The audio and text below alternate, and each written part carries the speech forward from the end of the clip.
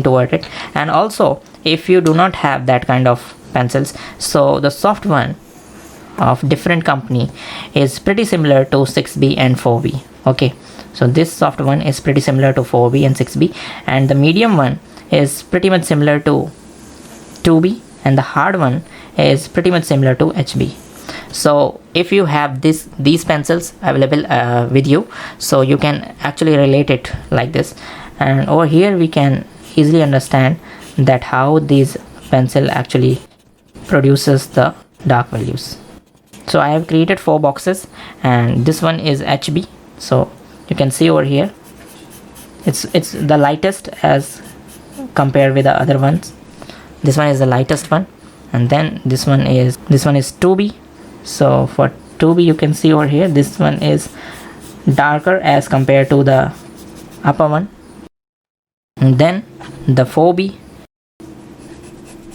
this is far more darker as compared to the upper two, and then in the end this one is 6B, and which is the most darkest as compared to the all three as mentioned above. So you can see over here the lightest to darkest, and in a similar manner if you have these kind of nomenclature with your pencil, you can relate these pencils with them in a very easy manner. So for erasing thing we're gonna use these kneaded erasers, and as you know that it can be created in any form and any shape. You can create any shape using these kneaded eraser, and it's very helpful for any artist to basically get the values and further erase the values. So you can see over here that how I am doing. Let's say I'm just darkening this value, and then I'm just trying to smudging it using the brush. So you can see over here that how I am using this kneaded eraser to getting the white lines. Have you seen it? You can change the shape, change this sharpness over here, and then actually get the white highlights. So whenever we use subtraction method, we are going to use it as a drawing tool, not a erasing tool. We can see and we can discuss these things later on in these coming episodes. Now let's talk about the another eraser what we're going to use over here. This is the pencil eraser, and you can use it in getting the fine lines and fine highlighted values. So just quickly understand about it as well. Let's see over here, you can just drag it and get the white highlighted tonal values. And how you actually get these white highlighted values, it's a very simple thing and it's a very beautiful thing. White charcoal pencil, and you have seen that many of the artists are using these white charcoal pencils, but the most important thing is this, that you can only use it on the paper who is having some tonal values like tone papers. Okay, so whenever you want to use these white pencils, you have to have a different paper with a colored tonal values. Okay, so if you are using the white paper and black charcoal pencil, so these white charcoal is not gonna use over there.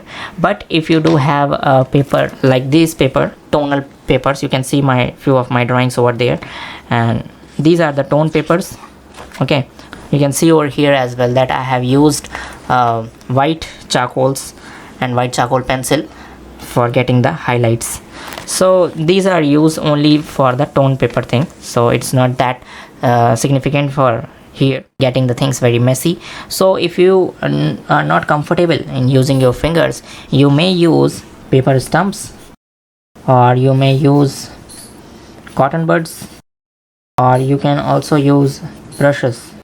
But for using brushes you have to be very careful, as it move all the dust from the drawing, so don't do those things as well. So let's just see how the shading actually work when you're gonna use these on the. So I'm just making some cubes to actually check that how the shading actually work for charcoal. So over here I have made 3 boxes, and first I am just using my own finger over here to see how much smudging that I can do using my fingers. So you can see over here that the smudging is smooth, shading is smooth, but the original content what I have created using the pencil, that has not been moved and the mark is still there. And if you want to use these paper stumps, we have to be very careful about the papers, as it really pressurize the things on the paper, and it may be possible that paper can be damaged, but you have to really understand it. So you can see over here that visible spots are there. You can see over here that there are many kind of spots are there, but the smudging thing is more better than as compared when you are using your finger. And at the end, suppose if you want to use the brush and see the things, how the things actually work.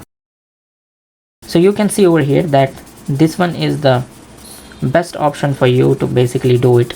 You can see over here that by using brush, you basically smudge it very comfortably, and you didn't find any kind of spots out there. So using brush is quite better as compared to using the paper stump or using your own fingers. So we will utilize all these tools, all these things in the coming episodes, and we will see where your fingers are more comfortable and where the other two tools are more comfortable, and all these tools can be used and will be used by us.